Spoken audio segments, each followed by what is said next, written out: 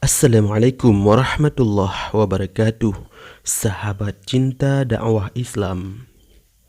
Di hari pembalasan nanti, setiap manusia pasti menginginkan pertolongan. Namun hanya Allah lah yang dapat memberikan pertolongan di hari pembalasan itu. Di padang mahsyar kelak, setiap umat akan mencari syafaat. Namun hanya syafaat Rasulullah dan balasan dari amal saleh yang bisa didapatkan atas izin Allah Subhanahu wa Ta'ala. Setiap orang tentu menginginkan syafaat Nabi, namun tidak semua orang bisa mendapatkannya. Hanya orang-orang yang terpilih saja yang akan mendapatkan syafaat Nabiullah tersebut. Mereka yang terpilih itu melakukan berbagai amalan saat di dunia. Lantas, apa sajakah amalan yang mendatangkan syafaat Rasulullah itu? Mau tahu jawabannya? Simak ulasannya dengan menonton video ini hingga akhir.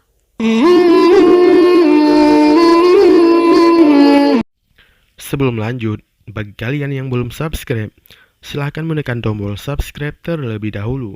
Aktifkan lonceng notifikasinya. Bagikan video ini kepada teman-teman kalian agar semakin banyak orang yang mendapatkan manfaat dari channel ini.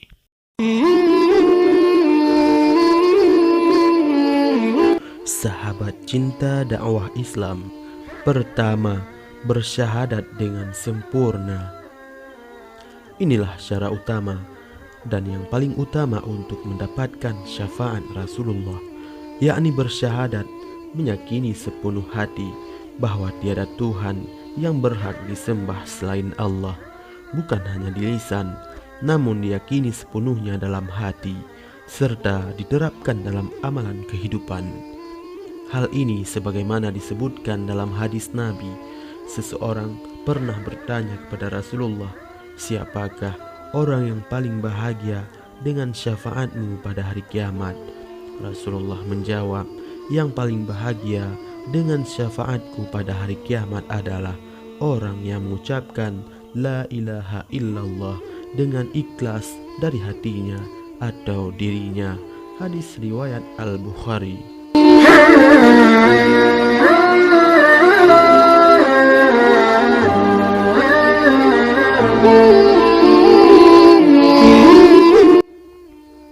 Yang kedua, menjawab azan. Dari Jabir bin Abdillah, Rasulullah sallallahu alaihi wasallam bersabda, "Barang siapa mendengar azan kemudian membaca, Ya Allahu ya Rabbi, pemilik panggilan yang sempurna ini, dan salat wajib yang didirikan, berilah al-wasilah derajat di surga dan keutamaan kepada Nabi Muhammad, dan bangkitlah beliau sehingga bisa menepati makam terpuji yang engkau janjikan, maka dia berhak mendapatkan syafaatku pada hari kiamat." Hadis riwayat Bukhari.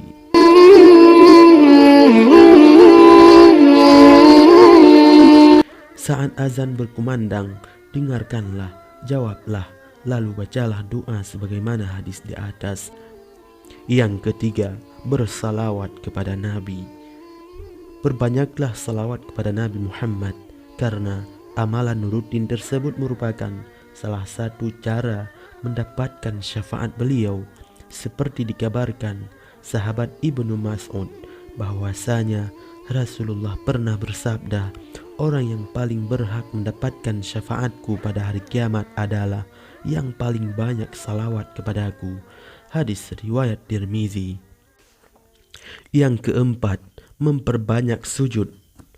Memperbanyak sujud saat salat juga menjadi salah satu amalan yang mendapatkan syafaat Nabi. Dalilnya ada pada kisah Rabi'ah yang memohon doa Rasulullah agar ia menjadi penghuni surga.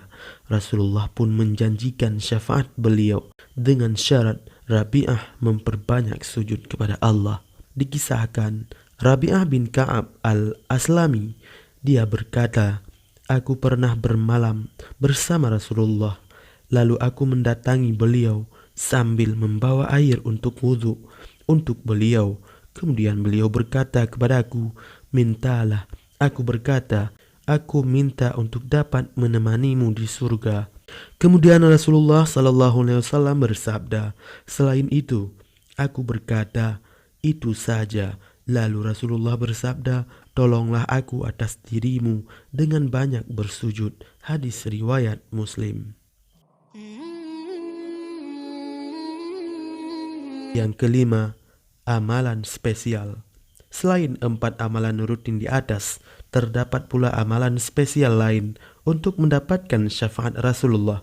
Amalan tersebut yakni bersabar tinggal di Madinah hingga meninggal dunia.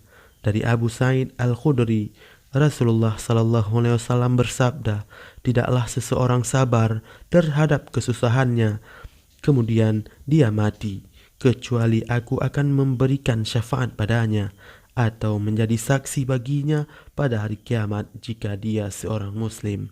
Hadis riwayat Muslim. Hadis lain datang dari Abu Hurairah. Rasulullah SAW bersabda, tidaklah seseorang dari umatku sabar terhadap cobaan di Madinah dan kesusahannya, kecuali aku akan memberikan syafaat padanya atau menjadi saksi baginya pada hari kiamat. Hadis riwayat Muslim. Tentunya pengamalan ini lebih terbuka lebar pada penduduk Madinah. Meski tak mustahil untuk berhijrah ke kota Nabi, namun mengamalkan 4 amalan sebelumnya pastilah lebih mudah dilakukan.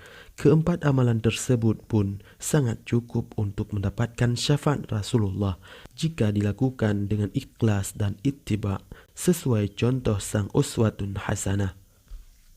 Tidak luput untuk diketahui bahwasanya amal saleh pun dapat menjadi wasilah untuk mendapatkan syafaat.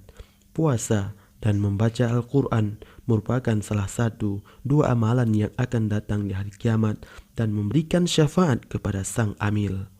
Dari Abdullah bin Amr, Rasulullah SAW bersabda, puasa dan Al-Quran akan memberi syafaat kepada seorang hamba pada hari kiamat kelak. Amalan puasa akan berkata, wahai Rabbku, aku telah menahannya dari makan pada siang hari dan nafsu syahwat. Karenanya perkenankan aku untuk memberi syafaat kepadanya. Sedangkan amalan Al-Quran berkata, aku telah melarangnya dari tidur pada malam hari. Karenanya perkenankan aku untuk memberi syafaat kepadanya. Maka keduanya pun memberi syafaat. Hadis riwayat Ahmad dan Al-Hakim.